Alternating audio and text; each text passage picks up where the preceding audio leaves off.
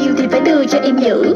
Nấu cơm giặt đồ rửa chén toàn là chuyện nhỏ, mấy việc con thỏ cứ để anh lo. Em thì còn bận đi làm việc to, đi làm đẹp shopping ở toàn là việc khó. Tại vì anh nói em có yêu kiều, cho nên anh yêu sáng còn phải yêu chiều. Trong nhà chỉ một lực đó là lực em. Anh bật tivi máy lạnh đừng hòng bật em. Nếu em nhức mỏi anh phải đấm lưng, nếu em thấy lạnh anh phải tắm sùng. Nếu em thích đồ hiệu anh phải bấm bụng, nếu muốn